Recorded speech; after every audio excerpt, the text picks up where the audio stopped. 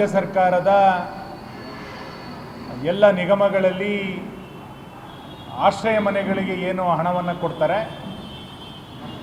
ಇದರ ಮೀಸಲಾತಿಯ ಪ್ರಮಾಣವನ್ನು ಮುಸಲ್ಮಾನರಿಗೆ 10%ಇಂದ 15%ಗೆ ಏರಿಸಿರುವಂಥದ್ದು ಅತ್ಯಂತ ಕಳವಳಕಾರಿಯಾದಂಥ ಸಂಗತಿ.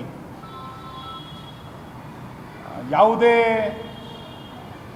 ಎಕ್ಸ್ಪರ್ಟ್ಗಳ ವರದಿಯನ್ನು ಸರ್ಕಾರಕ್ಕೆ ನೀಡಿಲ್ಲ ಅಂತಾಗಿದ್ದರೂ ಕೂಡ ಸರ್ಕಾರ ಏಕಾಏಕಿಯಾಗಿ ಮುಸಲ್ಮಾನರ ಮೀಸಲಾತಿಯನ್ನು ಹೆಚ್ಚಳ ಮಾಡುವಂಥ ಪ್ರಯತ್ನವನ್ನು ಮಾಡಿರುವಂಥದ್ದು ಅತ್ಯಂತ ಖಂಡನೀಯವಾದಂಥ ಸಂಗತಿ.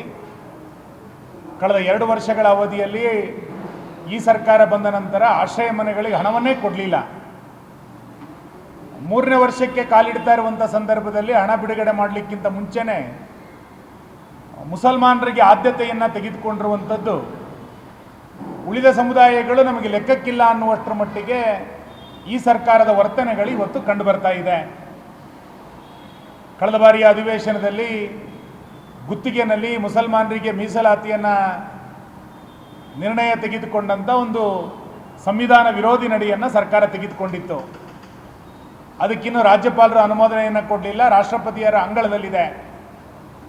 ಗುತ್ತಿಗೆಯ ಮೀಸಲಾತಿಯೇ ರಾಷ್ಟ್ರಪತಿಯ ಅಂಗಳದಲ್ಲಿರುವಂಥ ಸಂದರ್ಭದಲ್ಲಿ ಆಶ್ರಯ ಮನೆಗಳಿಗೆ ಮುಸಲ್ಮಾನರಿಗೆ ಮತ್ತೆ ಮೀಸಲಾತಿಯನ್ನು ಜಾಸ್ತಿಯನ್ನು ಮಾಡ್ತೀವಿ ಅಂತ ಹೇಳಿರುವಂಥದ್ದು ಯಾವ ರೀತಿಯಾದಂಥ ನಡೆ ಎನ್ನುವುದನ್ನು ಸರ್ಕಾರ ಸ್ಪಷ್ಟ ಮಾಡಬೇಕು. ತಮ್ಮ ಅಧಿಕಾರಕ್ಕೋಸ್ಕರ, ಅಧಿಕಾರವನ್ನು ಉಳಿಸ್ಕೊಳ್ಳಿಕ್ಕೋಸ್ಕರ ಅಂಬೇಡ್ಕರ್ ಅವರು ರಚನೆ ಮಾಡಿದಂಥ ಸಂವಿಧಾನವನ್ನು ವಿರೂಪಗೊಳಿಸಿದ್ದು ಇದೇ ಕಾಂಗ್ರೆಸ್ಸು.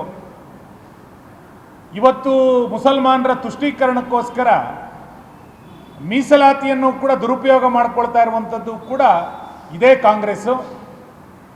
ಒಂದು ಕಡೆ ಸಂವಿಧಾನದ ತುರ್ತು ಪರಿಸ್ಥಿತಿಯನ್ನು ಏರೋದ್ರ ಮುಖಾಂತರ ಸಂವಿಧಾನ ವಿರೋಧಿ ನಡೆಯನ್ನು ತೆಗೆದುಕೊಂಡು ಸಂವಿಧಾನವನ್ನು ವಿಕೃತಗೊಳಿಸಿದಂಥ ಕಾಂಗ್ರೆಸ್ಸಿಗರು ಇವತ್ತು ಮೀಸಲಾತಿಯನ್ನು ಕೂಡ ಯಾವ ಪರಿಶಿಷ್ಟ ಜಾತಿ ಪಂಗಡದವರಿಗೆ, ತುಳಿತಕ್ಕೊಳಗಾದವರಿಗೆ ಮೀಸಲಾತಿ ಸಿಗಬೇಕು ಅಂತೇಳಿ ಅಂಬೇಡ್ಕರ್ ಬಯಸಿದ್ರು, ಅದೆಲ್ಲದನ್ನೂ ಕೂಡ ಗಾಳಿಗೆ ತೂರಿ ಒಂದು ಧರ್ಮದ ಪರವಾಗಿ ಮೀಸಲಾತಿಯನ್ನು ಕೊಡುವಂಥ ಪ್ರಕ್ರಿಯೆಗೆ ಕರ್ನಾಟಕದ ಕಾಂಗ್ರೆಸ್ ಇವತ್ತು ಚಾಲನೆಯನ್ನು ಕೊಟ್ಟಿರುವಂಥದ್ದು ದುರಂತದ ಸಂಗತಿ. ಇವತ್ತು ನಾನು ಸರ್ಕಾರವನ್ನು ಆಗ್ರಹಿಸ್ತೇನೆ, ಇವತ್ತು ಈ ರೀತಿಯಾದಂಥ ನಡೆಯಿಂದ ನಿಮ್ಮ ಬೇರೆ ಬೇರೆ ವೈಫಲ್ಯಗಳನ್ನು ಮುಚ್ಚಿ ಹಾಕ್ಕೊಳ್ಳುವಂಥ ಪ್ರಯತ್ನವನ್ನು ಇವತ್ತು ಸರ್ಕಾರ ಮಾಡ್ತಾ ಇದೆ.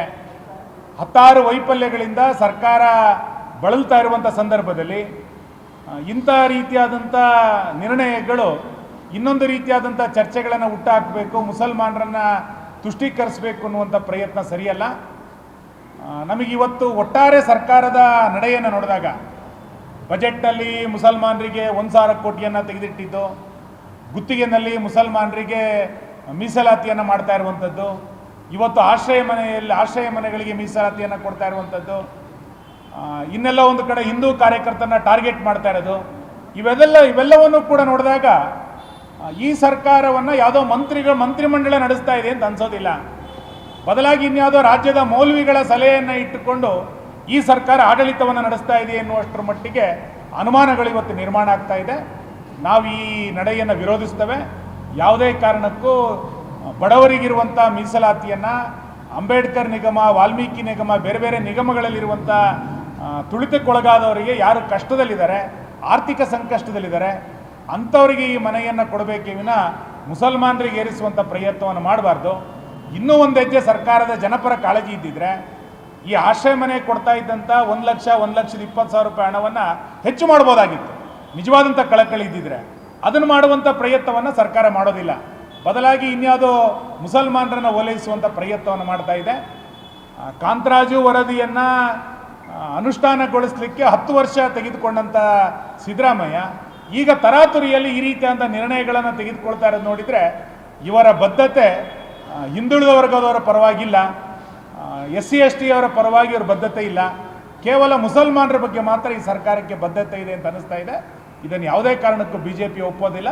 ಖಂಡಿತ ಇದನ್ನು ಮುಂಬರುವಂಥ ವಿಧಾನಸಭೆ ಅಧಿವೇಶನದಲ್ಲಿ ನಾವು ಇದರ ವಿರುದ್ಧ ಸರ್ಕಾರವನ್ನು ಪ್ರಶ್ನೆ ಮಾಡ್ತೇವೆ. ಸರ್ಕಾರದ ವಿರುದ್ಧ ಇದು ನಿಲುವನ್ನು ಖಂಡಿಸುವಂಥ ವಿಷಯವನ್ನು ವಿಧಾನಸಭೆಯ ಅಧಿವೇಶನದಲ್ಲಿ ನಾವು ಇದನ್ನು ಪ್ರಸ್ತಾಪವನ್ನು ಮಾಡ್ತೇವೆ.